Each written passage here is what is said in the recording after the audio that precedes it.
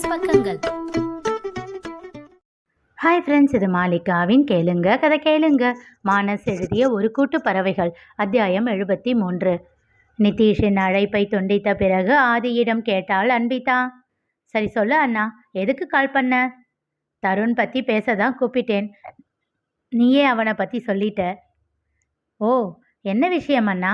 அண்ணி தான் அவனோட அக்கான்னு தெரிஞ்சதும் ஒரு பக்கம் சந்தோஷமா இருந்தாலும் இன்னொரு பக்கம் வருத்தமா இருக்கு.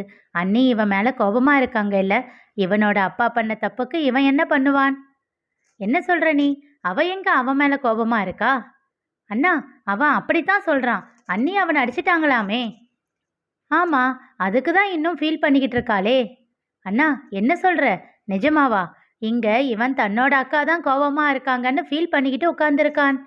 ஓ என்று புன்னகையோடு நிம்மதி பெருமூச்சை விட்டான் ஆதி. அப்போ ஓகே, அவன்கிட்ட போய் அண்ணியோட நம்பரை கொடுத்து பேச சொல்கிறேன். அண்ணி இவன்கிட்ட பேச வெயிட் பண்ணிக்கிட்டு இருக்காங்கன்னு சொல்லிடுறேன். இரு, அதெல்லாம் வேண்டாம். அவங்க 2 பேருக்கும் நடுவில் நாம் என்ன தூது புறாவா? அவங்களே சேர்ந்துக்கட்டும். எப்படி? அவனே மிருனாவை தேடி போகட்டுமே. இப்போ என்ன?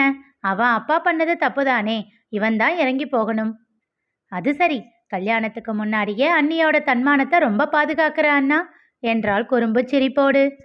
ஒரு புருஷனோட முதல் கடமையே அதுதானே என்றான் புன்னகையோடு. சூப்பர் அண்ணா, நீ வேற லெவல். அண்ணி ரொம்ப லக்கி. என் செல்ல அண்ணா நீ என்று அவன் கன்னம் கிள்ளி முத்தம் வைப்பதை போல் பாவனை செய்தாள். சரி சொல்லு, என்ன பண்ணணும்? அவன் ஏற்கனவே அவங்க அக்காவை தேடி போற யோசனையில தான் இருக்கான். ஆனா எப்படி போறதுன்னு தெரியாம முழிச்சுக்கிட்டு இருக்கான். அவன் அக்கா இன்னும் கோபமா இருந்தா என்ன பண்றது அப்படின்னு ஒரு தயக்கம் இருக்கு. அப்போ அந்த தயக்கத்தை நீ சரி செஞ்சு அவனை மிருனா கிட்ட அனுப்பு. ஓகே அண்ணா, டன். அவன் கேட்கலன்னா சொல்லு, வேற ஏதாச்சும் யோசிக்கலாம். நோ அண்ணா, நான் என்ன சொன்னாலும் அவன் கேட்பான் என்று விட்ட ஆதியின் பதிலை எதிர்பார்க்காமல் அழைப்பை துண்டித்தாள் அன்பிதா. அவள் கூறியதை கேட்ட ஆதியின் முகத்தில் இளநகை அரும்பியது.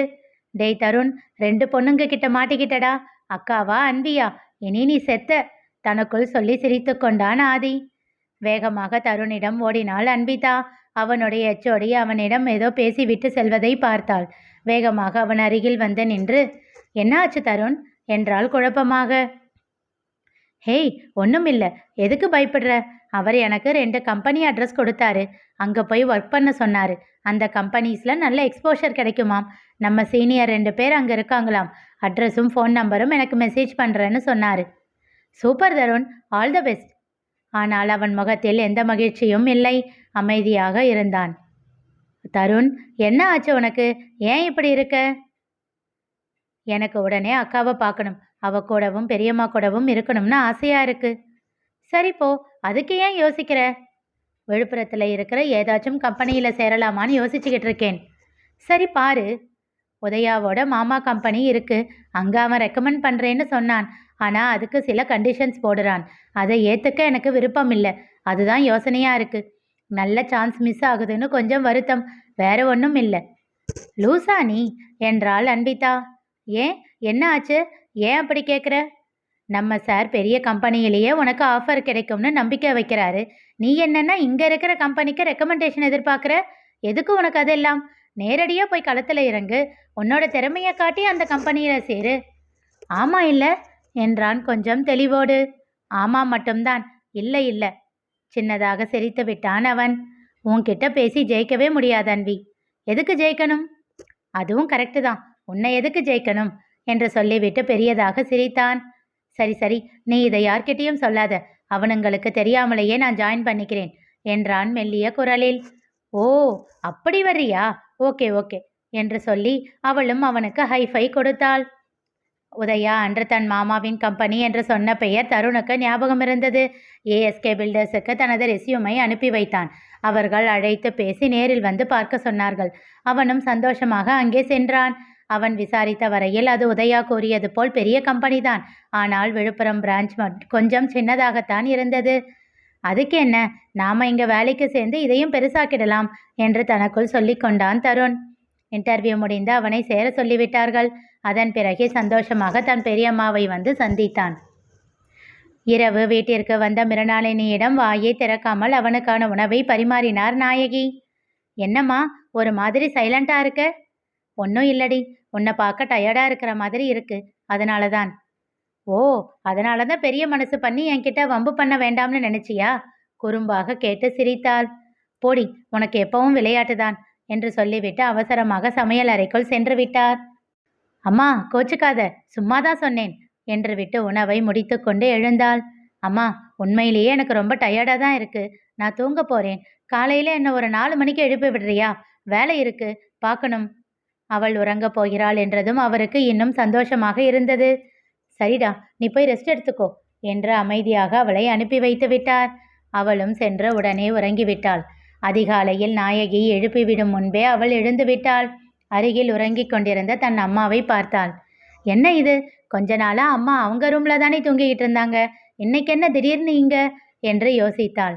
ஆம், ஆதியோடு நிச்சயமான பிறகு அவள் அறைக்கு அவ்வளவாக வருவதில்லை. வேண்டாண்டி, மாப்பிள்ள ஃபோன் பண்ணா 2 பேரும் ஏதாச்சும் பேசுவீங்க, நான் இருந்தா டிஸ்டர்பன்ஸா இருக்கும், நான் என் ரூம்லயே தூங்குறேன் என்று விட்டார். அப்படி சொல்லிவிட்டு இன்று இங்கே உறங்கிக் கொண்டிருந்தவரை புரியாமல் பார்த்தாள். அதற்கு மேல் எதுவும் யோசிக்காமல் சென்று காலை கடன்களை முடித்துவிட்டு வந்து வேலையை பார்க்க தொடங்கினாள். 5 மணி அளவில் நாயகி எழுந்து விட்டார். அவள் வேலையாக இருப்பதை பார்த்துவிட்டு எதுவும் பேசாமல் சென்று விட்டார். சிறிது நேரத்தில் ஒருவருக்கு தகவலை அனுப்புவதற்காக செல்போனை எடுத்தாள் மிருணாளினி. அப்பொழுது ஆதியின் எண் ஆன்லைன் என்று காட்டியது.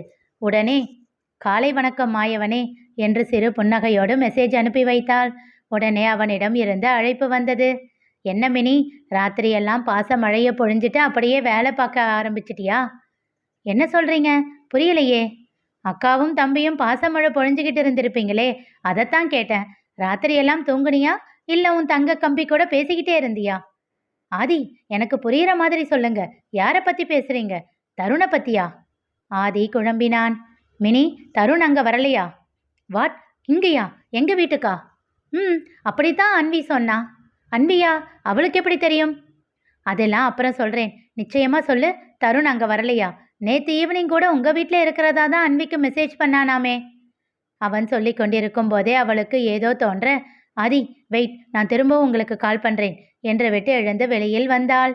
நாயகி எதிரே காஃபியோடு அவளை நோக்கி வந்தார். அதை வாங்கி கொண்டவள், அம்மா இரு, திரும்ப டம்ளரை வாங்கிட்டு போ என்று விட்டு அழுத்தமாக அவர் முகத்தை ஆராய்ந்தவாறே குடித்தாள்.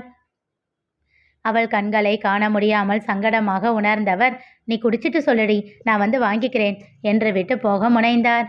ஏன், தருணை பற்றி ஏதாச்சும் கேட்டுடுவேன்னு பயப்படுறியா? பெரியதாக அதிர்ந்த அவளை பார்த்தார். அவன் வந்தானா இங்க? அது வந்து மிருனா. அம்மா சொல்லுமா, அதட்டலாக கேட்டாள். நீ என்ன பண்ண?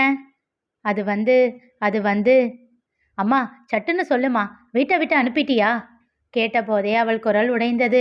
இல்லை என்பதாக தலையசைத்தவர் தன் அறையை நோக்கி விரலால் சுட்டி காட்டினார். வேகமாக அவர் அறையை திறந்து கொண்டு உள்ளே வந்தவள் அங்கே ஆழ்ந்து உறங்கிக் கொண்டிருந்த தன் தம்பியை பார்த்தாள். மிருனா, மிருனா ப்ளீஸ் டி, அவன் பாவம், அவன்கிட்ட கோபப்படாதே. அவள் பின்னாலேயே கெஞ்சிக் கொண்டு அவரும் உள்ளே வந்தார். அவனை பார்த்து கொண்டே அவன் எதிரில் அமர்ந்தாள் மிருணாளினி. நாயகியோ என்ன செய்வது என்று புரியாமல் தவித்து கொண்டு நின்றிருக்க உறக்கத்திலிருந்து எழுந்தான் தருண். அவளை கண்டதும் அவள் எதுவும் பேசும் முன் அவளை பேச விடாமல் அக்கா என்றவாறே வேகமாக சென்று அவளை அணைத்து கொண்டான். அதுவரை அழுகையை அடக்கி வைத்திருந்தவள் அதற்கு மேல் முடியாமல் வெடித்து அழுதாள் மிருணாளினி. இனி நிகழப்போவது என்ன தெரிந்து கொள்ள தொடர்ந்து கேளுங்க, கதை கேளுங்க. மீண்டும் சந்திப்போம்.